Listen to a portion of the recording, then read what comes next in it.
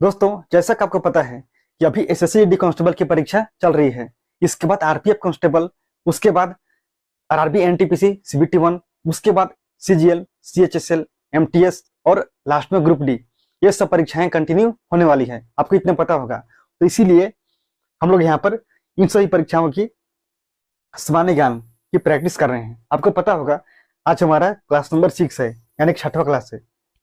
इससे पहले क्लासेस हो चुकी हैं, आप उससे जाइए, देखिए और अपने सामान्य ज्ञान को इम्प्रूव कीजिए। ठीक है, तो चलिए हम लोग इस क्लास को शुरू करते हैं। तो पहला प्रश्न है कि इनकलाब जिंदाबाद का नारा किसने दिया था। अगर आप इतिहास पढ़े होंगे तो आपको पता होगा कि जब फ्रीडम स्ट्रगल चल रहा था, जब हम लोग आजादी के लिए संघर्ष कर रहे थे, उसमें जितने भी महापुरुष हुए उन्होंने कुछ न कुछ नारा दिया था। तो आपको उन्हीं के बारे में जानना है कि किस व्यक्ति ने क्या कहा था, कौन सा उनका नारा था। तो यहाँ पर हम बात कर रहे हैं इनकलाब जिंदाबाद की। तो आपको पता होगा भगत सिंह के बारे में, तो भगत सिंह के द्वारा यह नारा दिया गया था, इनकलाब जिंदाबाद। अगर हम बात करते हैं यहाँ पर महात्मा गांधी के बारे में, तो महात्मा गांधी ने क्या कहा था, करो या मरो, यानी कि डू और डाई, इतना आप जानते होंगे। इसके अलावा भारत छोड़ो, इनके द्वारा एक आंदोलन चलाया गया था जो कि था भारत छोड़ो आंदोलन। भारत छोड़ो आंदोलन कब, तो 1942 में, 8 अगस्त 1942। ठीक है। सुभाष चंद्र बोस ने क्या कहा था, इन्होंने नारा दिया था दिल्ली चलो। आपसे एग्जाम में पूछा जा सकता है। इसके अलावा अगर हम बात करते हैं यहाँ पर, तो क्या था, तुम मुझे खून दो, तुम मुझे खून दो, मैं तुम्हें आजादी दूंगा। तुम मुझे खून दो, मैं तुम्हें आजादी दूंगा। ये किसने कहा था, ये कहा था सुभाष चंद्र बोस ने। इसके अलावा जय हिंद, जय हिंद। ठीक है। लाल बहादुर शास्त्री, इन्होंने एक नारा दिया था जो कि आप जानते होंगे, जय जवान जय किसान, जय जवान जय किसान। ये किसका नारा था, तो लाल बहादुर शास्त्री का। ठीक है। इसी प्रकार से और बहुत सारे महापुरुष हुए, आप सबके बारे में पढ़िए, उन्होंने क्या कहा था ये सब जानिए और याद रखिए। अगला प्रश्न है कि अनहैप्पी इंडिया के लेखक कौन है। हम इसके बारे में आपको बहुत बार बता चुके हैं, मतलब इस टॉपिक के बारे में, जितने भी लेखक हैं यानी कि ऑथर्स, और जितने भी बुक्स हैं यानी कि किताबें या फिर नोवेल यानी कि उपन्यास, आप उसके बारे में जानिए, यानी कि उसका नाम याद रखिए, कौन सा नोवेल या फिर कौन सा बुक किसके द्वारा लिखा गया है, क्योंकि यहाँ से प्रश्न आते ही आते हैं, आपको पता होना चाहिए। अनहैप्पी इंडिया के लेखक कौन है, वह है लाला लाजपत राय। लाला लाजपत राय ये है किसके लेखक, तो अनहैप्पी इंडिया। ठीक है। अगर हम बात करते हैं यहाँ पर मैथिली शरण गुप्त की, इन्होंने लिखा था भारत भारती। क्या लिखा है, भारत भारती। भारतेंदु हरिश्चंद्र, इन्होंने लिखा है भारत दुर्दशा, भारत दुर्दशा। ठीक है। महात्मा गांधी हिंद स्वराज, हिंद स्वराज। लेकिन इसके अलावा इन्होंने और बहुत सारी किताबें लिखी हैं, आप उसके बारे में भी जानिएगा। और इनके अलावा और दुनिया भर के लेखक हैं, आप उनके बारे में जानिए, उनका नाम याद रखिए, और उनकी जो भी कृतियां हैं, कृति आप बोल सकते हो, रचनाएं, उसके बारे में याद रखिएगा। अगला प्रश्न देखिए, आर्यक वंश के संस्थापक कौन है, कौन थे। आपको पता होना चाहिए, क्योंकि ये प्रश्न आपसे पूछे जा सकते हैं और आएंगे, ऐसी चांसेस बहुत ज्यादा हैं। सबको पता होगा बिंबिसार, बिंबिसार आर्यक वंश के संस्थापक माने जाते हैं। आपको इतना पता होगा, नहीं पता है तो आप इसे याद रखिएगा। यहाँ पर बहुत सारे लोग कंफ्यूज हो सकते हैं कि बिंबिसार था या फिर बिंदुसार था, तो यहाँ पर आपको कंफ्यूज नहीं होना है। बिंबिसार आर्यक वंश का संस्थापक था, लेकिन बिंदुसार कौन था, बिंदुसार चंद्रगुप्त मौर्य का उत्तराधिकारी था। आपने नाम सुना होगा किसका, बिंदुसार। जो बिंदुसार था, यह बिंदुसार चंद्रगुप्त चंद्रगुप्त मौर्य इनका उत्तराधिकारी था। इसके बाद आते हैं महान अशोक, यानी कि सम्राट अशोक, ये उत्तराधिकारी होते हैं बिंदुसार के, यानी कि उनके बाद सत्ता में आते हैं। ठीक है। तो आपको इसमें कंफ्यूज नहीं होना है। अगर हम बात करते हैं यहाँ पर श्रीगुप्त की, ये है गुप्त वंश के संस्थापक, गुप्त वंश। ठीक है। अगर यहाँ पर बात किया जाए शिशुनाग का, तो शिशुनाग थे शिशुनाग वंश के। शिशु नागवंश, सिंपल। चंद्रगुप्त, चंद्रगुप्त मौर्य यानी कि मौर्य वंश का, कोई दिक्कत नहीं इसमें। अगला प्रश्न देखिए, सौरमंडल का सबसे बड़ा ग्रह कौन सा है? Largest planet of solar system, पता है आपको? पता होना चाहिए, अगर नहीं पता है तो, और पता है तो बहुत अच्छी बात है। बृहस्पति, इसे हम लोग इंग्लिश में बोलते हैं जुपिटर, ये सबसे बड़ा ग्रह है। अगर हम बात करते हैं इसके सबसे बड़े उपग्रह की, सैटेलाइट, वह कौन सा है? वह है ज्ञानीमीड। क्या नाम है? ज्ञानीमीड। ये सबसे बड़ा उपग्रह है, किसका? तो बृहस्पति का। सबसे छोटा ग्रह कौन सा है? वह है बुध यानी कि मरकरी। मरकरी जो कि सूर्य के सबसे नजदीक है।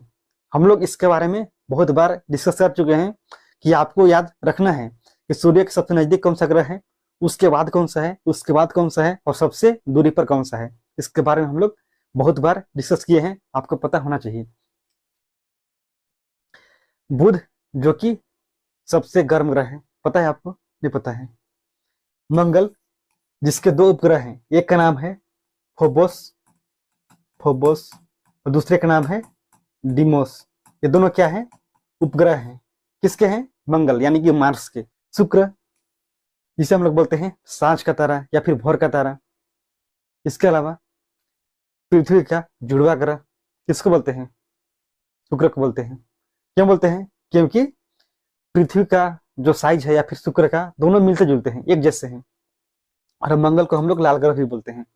और आप कमेंट कीजिए जो आपका शुक्र है, ये आपको सांझ के समय यानी कि शाम में किस तरफ दिखाई पड़ता है, और सुबह में किस तरफ दिखाई पड़ता है यानी कि भोर में।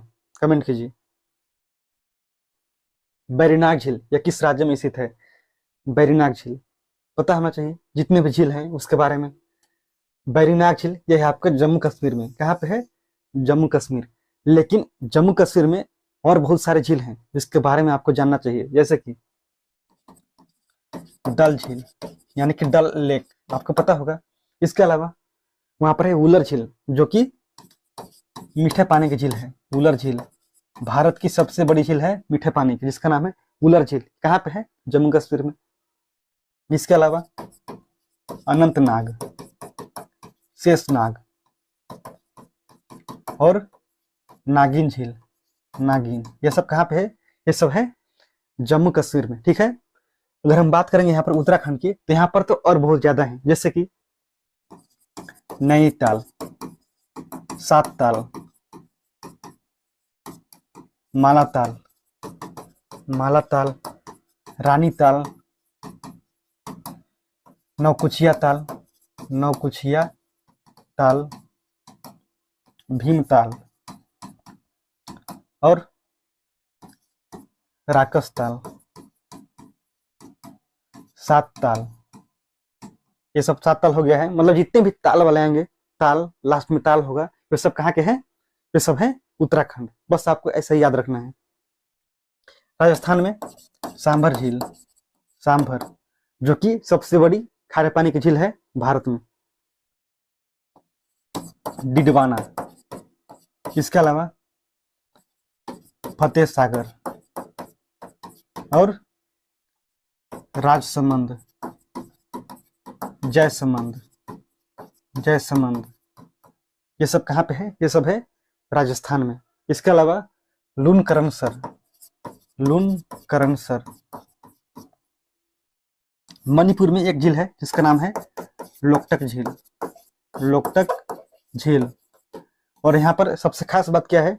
इसमें सबसे खास बात यह है कि इस झील में एक राष्ट्रीय पार्क है, और वो बहुत ज्यादा इंपॉर्टेंट है क्योंकि वह एक तैरता हुआ राष्ट्रीय पार्क है, तैरता हुआ राष्ट्रीय उद्यान, जिसका नाम है केबुल लामजाओ। क्या नाम है?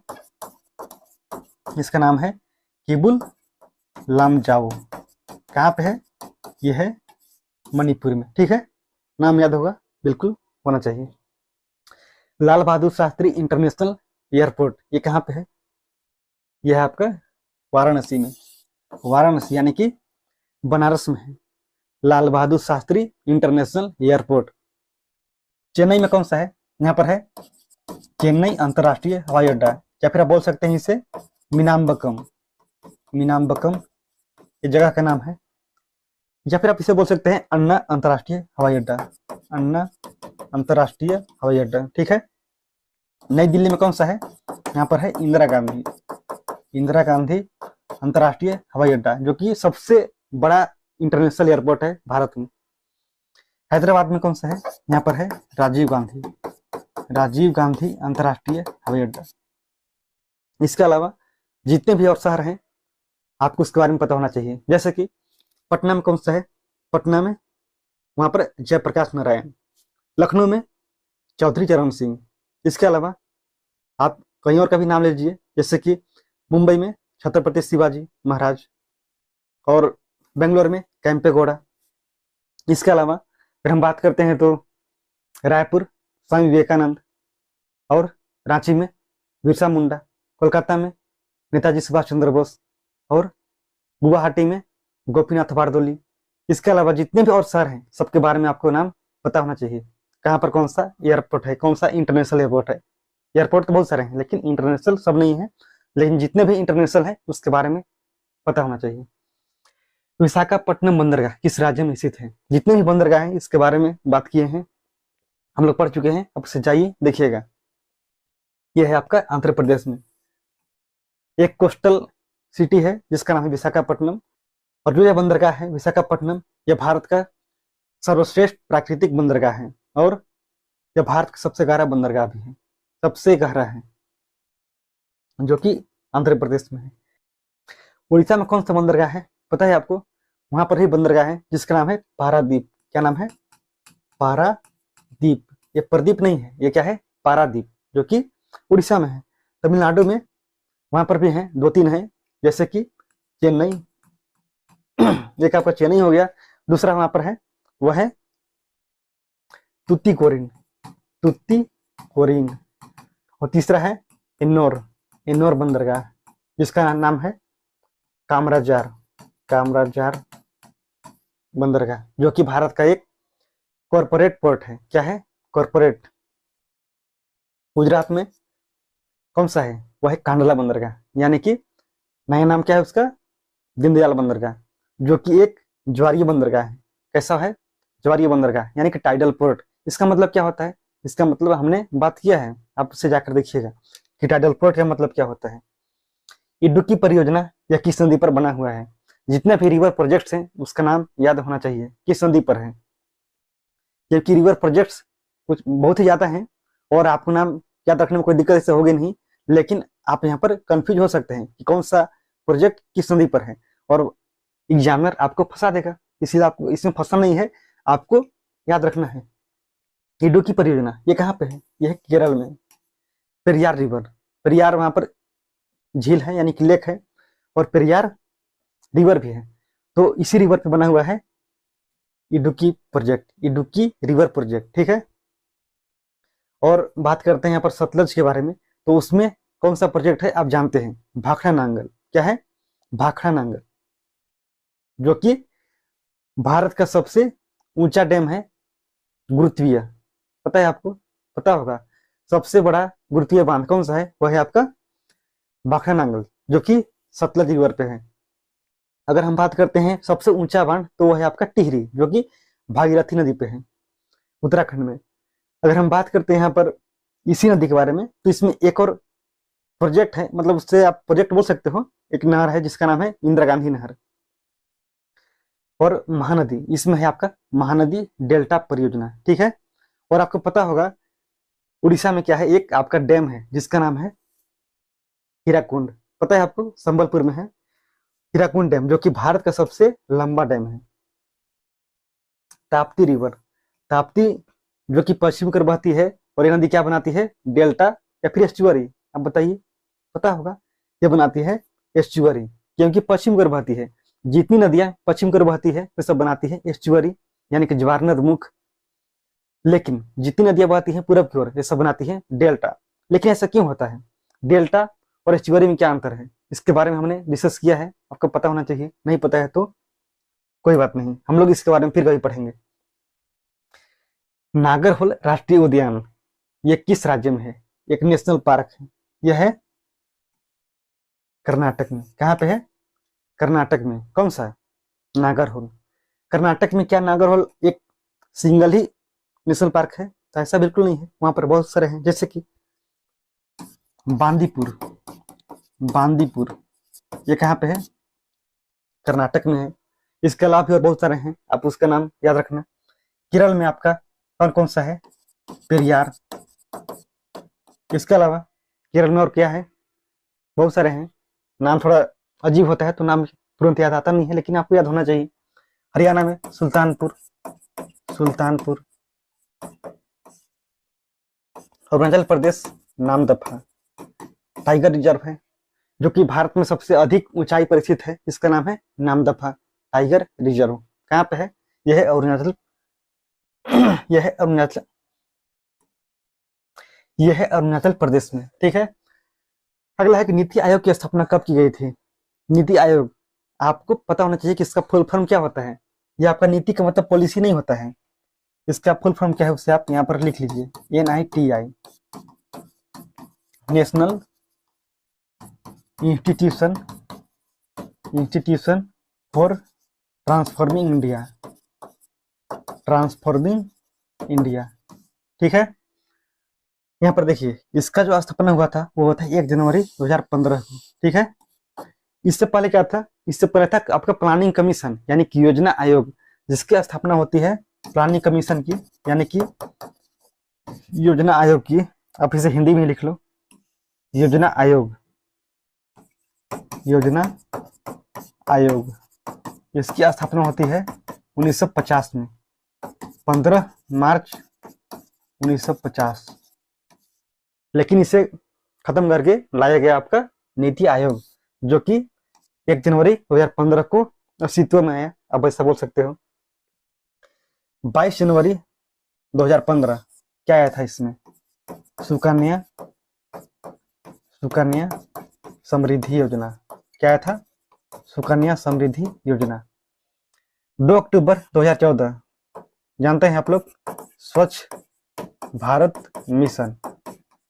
स्वच्छ भारत मिशन।